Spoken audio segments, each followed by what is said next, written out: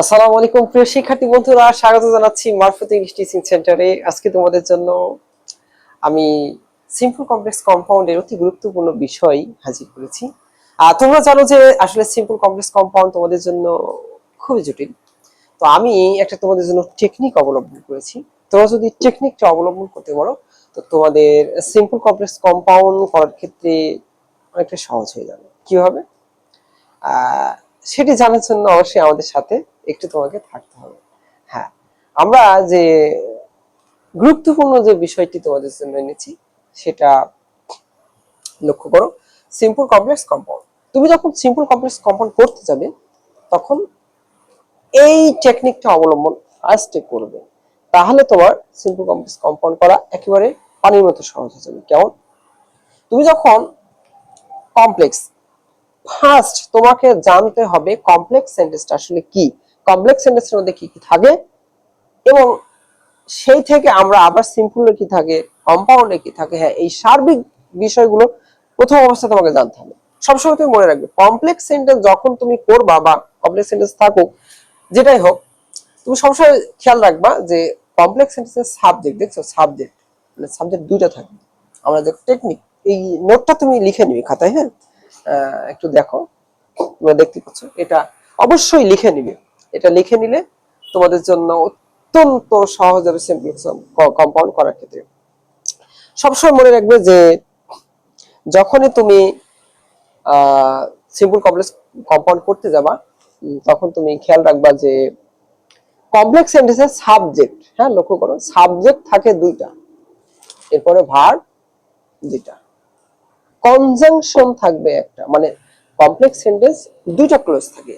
হ্যাঁ, দুইটা ক্লোজকে কোনো একটা কনজাংশন দিয়ে যুক্ত করা হয়, তো এই জন্য সেই কনজাংশন হিসেবে একটা কনজাংশন থাকবে। তো এখন প্রশ্ন হচ্ছে যে কমপ্লেক্স সেন্টেন্সের কনজাংশন কোনগুলো?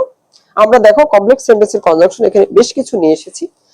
একটা হচ্ছে since, as, when, so that, so that, তারপর দো, অলদো, তারপর ইফ, অ্যাজ ইফ, আনলেস, হ্যাঁ, হু, হুইজ, দ্যাট ইত্যাদি আরো আছে। জাস্ট এগুলো আমাদের জন্য খুব কমন, এগুলো জাস্ট মনে রাখো যে যখনই তুমি কমপ্লেক্স সেন্টেন্স করতে যাবে এই কোনো না কোনো একটা কনজাংশন তোমাকে অ্যাড করতে হবে, নিয়ে আসতে হবে। সেজন্য তুমি মনে রাখবে যে কমপ্লেক্স সেন্টেন্সে সাবজেক্ট দুইটা, ভার্ব দুইটা এবং কনজাংশন একটা। ওকে, এরপরে আসো সিম্পল সেন্টেন্স। তো সিম্পল সেন্টেন্সে মানে সিম্পল এক বাক্যে হয়ে যায়, মানে সরল বাক্যে বলা হয়। হ্যাঁ, এক সেন্টেন্সে এক বাক্যে হয়ে যায়। এই জন্য সিম্পল সেন্টেন্সে তোমার সাবজেক্ট থাকে একটা, ভার্ব থাকে একটা, কনজাংশন থাকে না, কনজাংশন নীল। হ্যাঁ, এটা তুমি মনে রাখবে। তারপরে তুমি কম্পাউন্ড সেন্টেন্সে আসো। কম্পাউন্ড সেন্টেন্সে ঠিক সিম্পলের মতো সাবজেক্ট দুটি থাকবে, ভার্ব দুটি থাকবে, কনজাংশন একটা থাকবে। তো এখন প্রশ্ন হতে পারে যে স্যার কম্পাউন্ড সেন্টেন্সের কনজাংশন গুলো কোনগুলো? হ্যাঁ, কম্পাউন্ড সেন্টেন্সের কনজাংশন মাত্র তিনটা। এই যে কম্পাউন্ডের কনজাংশন হচ্ছে এন্ড, অর, বাট। হ্যাঁ, তুমি যখনই কম্পাউন্ড করতে যাবে তখন তোমাকে এই তিনটা কনজাংশন দিয়ে সেন্টেন্সকে যুক্ত করতে হবে। হ্যাঁ, তুমি সিম্পল কমপ্লেক্স কম্পাউন্ড করার ক্ষেত্রে প্রথম অবস্থায় তুমি আমাদের এই প্রসেস রুলটা ফলো করো, তাহলে তোমার কখনো সিম্পল কমপ্লেক্স কম্পাউন্ড করার কোনো সমস্যা হবে না। কেমন? আমরা তোমাকে একটা উদাহরণের মাধ্যমে বিষয়টা বুঝিয়ে দিচ্ছি। দেখো, আমরা যদি একটা উদাহরণ নিয়ে আসি,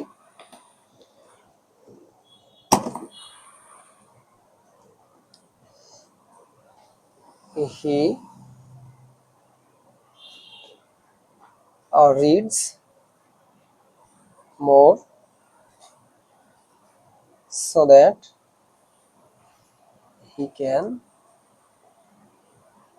pass.